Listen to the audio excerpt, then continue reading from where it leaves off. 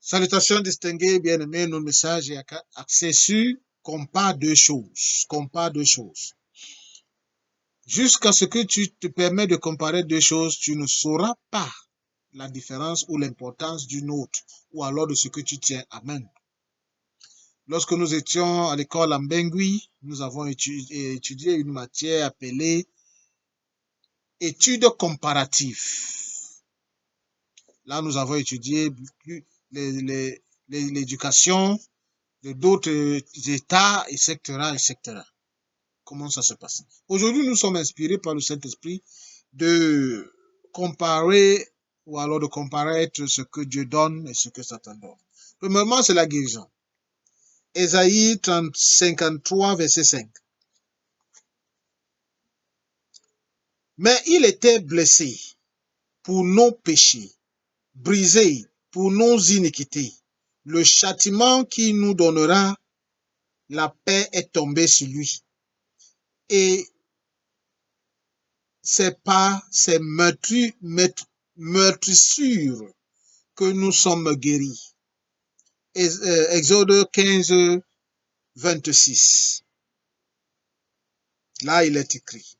Il dit, si tu écoutes attentivement la voix de l'Éternel, ton Dieu, si tu fais ce qui est droit à ses yeux, si tu prêtes l'oreille à ses commandements, et si tu observes toutes ses lois, je ne te frapperai d'aucune des maladies dont j'ai frappé les Égyptiens, car je suis l'Éternel qui te guérit.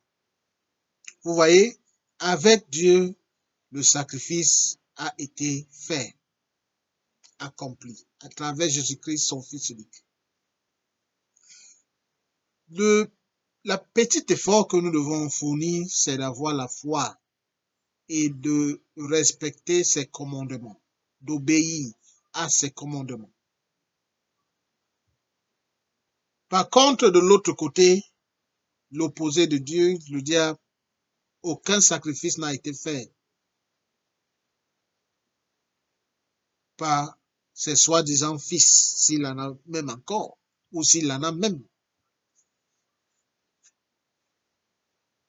Lorsque tu y vas pour la guérison, pour la délivrance, tu dois payer un prix, argent cash, sacrifice animal, parfois sacrifice humain.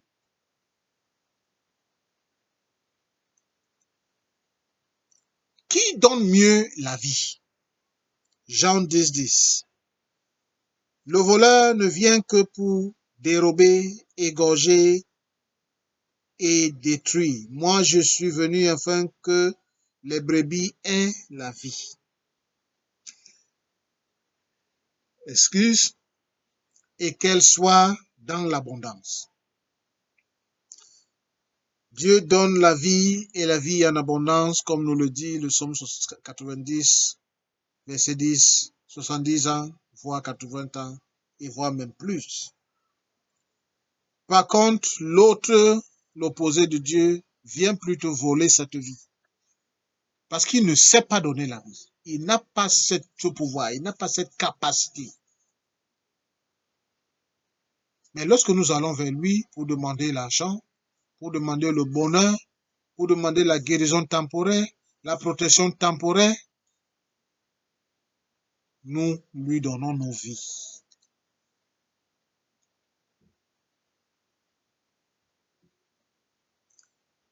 Quelle présence est plus adorable?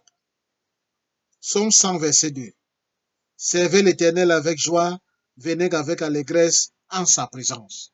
Vous voyez, en la présence, il y a la joie, il y a l'allégresse. Lorsqu'on sert l'Éternel avec bon cœur, avec foi.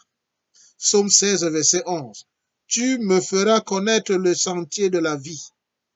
Il y a d'abondantes joies devant ta face, des délices éternelles à ta droite. Vous voyez, en présence de l'Éternel, il y a l'abondance, là, il y a la joie en abondance. Hein? Le sentier de vie. Par contre, de l'autre côté, lorsque vous échouez les lois qu'on vous a données, vous allez mourir et vous allez vous trouver en la présence de Satan, la mort. Et un jour passé là-bas, c'est à partir de 10 000 la monte. Pourtant, en la présence de l'Éternel, vous êtes supposé donner votre offrande pour symboliser l'amour qu'il a fait, qu'il a donné à travers Jésus-Christ pour vous. Votre dîme que beaucoup ne donnent même pas. Les offrandes, lorsqu'il est temps de donner les offrandes, vous prenez un prétexte pour aller vous mettre à l'aise dehors. Mais Dieu vous voit toujours comme son fils, comme sa fille. Chers amis, si vous choisissez le camp de Dieu, vous êtes sécurisé parce que le sacrifice est déjà fait à travers Jésus-Christ, son Fils unique.